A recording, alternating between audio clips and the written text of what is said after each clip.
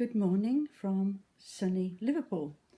If you hear any doggy noises in the background, that's why I'm in Liverpool, looking after Bertie and Daisy. So this morning's reading is from Isaiah again, chapter 40, beginning at the 28th verse. Do you not know? Have you not heard? The Lord is the everlasting God, the Creator to the ends of the earth. He will not grow tired or weary, and his understanding no one can fathom. He gives strength to the weary and increases the power of the weak. Even youths grow tired and weary, and young men stumble and fall. But those who hope in the Lord will renew their strength. They will soar on wings like eagles.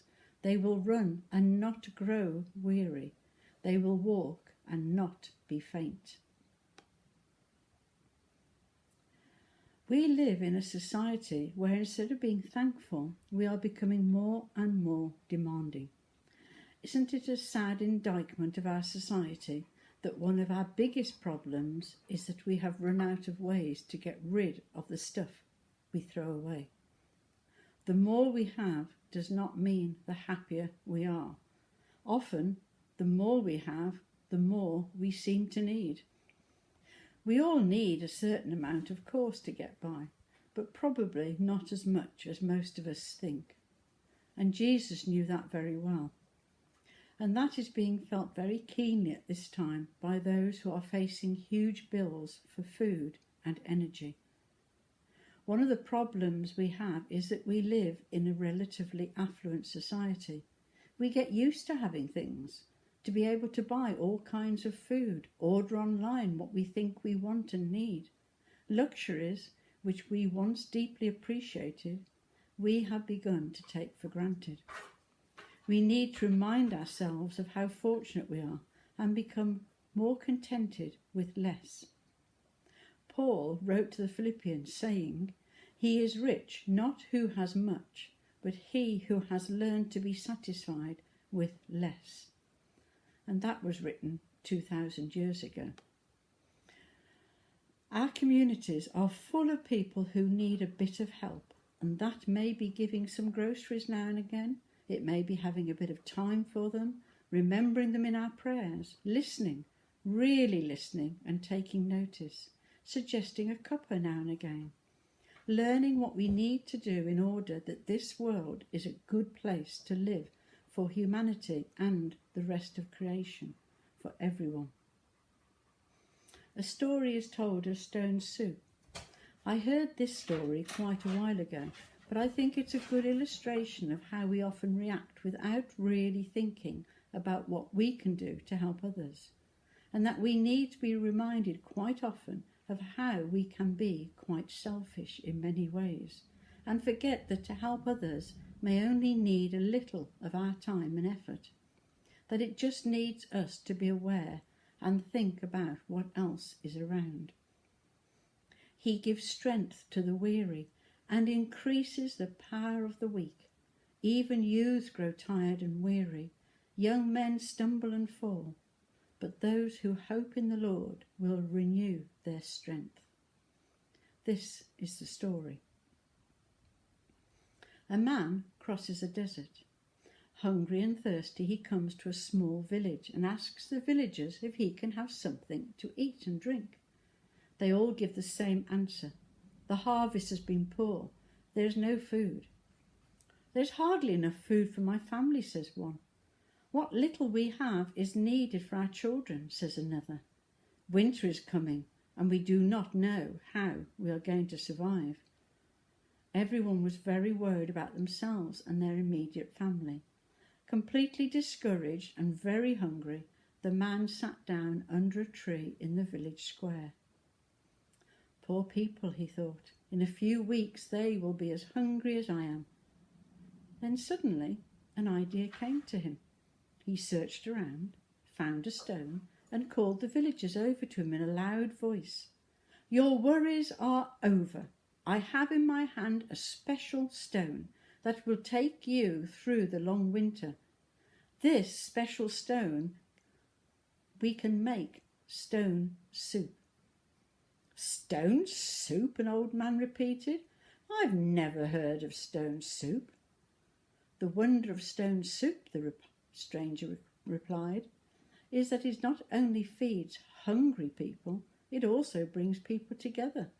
Now, who has the largest empty pot? Quickly, a huge iron pot was found and delivered to the stranger on a wheelbarrow. Well, this pot is barely large enough, but it'll have to do. Now we must fill the pot with water and start a fire. Eager hands carried buckets of water and firewood. Soon the pot was placed over a roaring fire. As the water began to boil, the stranger dramatically raised a special stone above his head and then gently placed it in the pot. Stone soup needs seasoning. Some salt and pepper, the stranger announced. 2 children ran off to find salt and pepper. After the water had boiled for a few minutes, the stranger sipped the brew.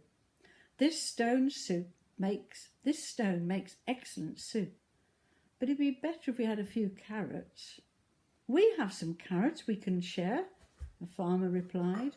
Immediately his daughter ran home and returned with an apron full of carrots. It's too bad the harvest was so bad, said the stranger. Stone soup is so much tastier when we can add a cabbage or 2.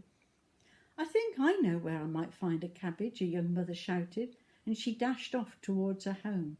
She returned carrying 3 large cabbages.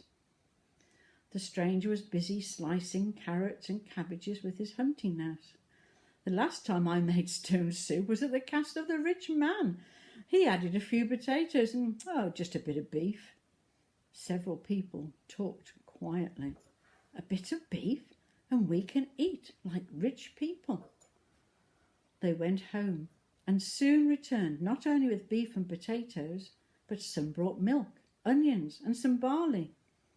By the time the soup was ready, it was almost dark. It was the most delicious soup that they had ever smelled, and to think it all came from the special stone. The stranger finally declared that it was done and invited everyone to have as much to eat as they could manage. After everyone had eaten their full, they began to sing and dance, and they continued till the early hours of the morning. Never had the village people had such a wonderful party. The next morning, the whole village gathered to say goodbye to the stranger. As he went to take his leave, a small child called out, "You forgot to take your special stone." The stranger smiled. "I'm going to leave the stone as a gift of gratitude for your hospitality," he said. "Remember, as long as you have stone soup, you will never have to worry about being hungry." Do you not know? Have you not heard? The Lord is the everlasting God, the Creator to the ends of the earth. He will not grow tired or weary, and his understanding no one can fathom. He gives strength to the weary and increases the power of the weak. Even youths grow tired and weary, and young men stumble and fall. But those who hope in the Lord will renew their strength. They will soar on wings like eagles. They will run and not grow weary. They will walk and not be faint. The stranger, with his stone, gave strength to those people, gave hope to those people. And yet what did he do? Nothing really. He just showed them that they could share and they could get by together.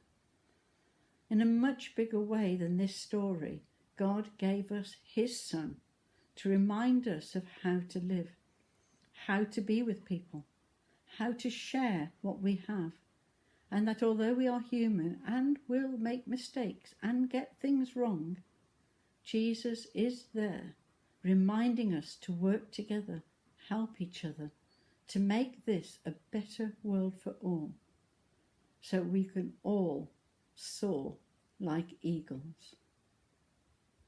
Amen. and goodbye from Liverpool. I'm just going to show you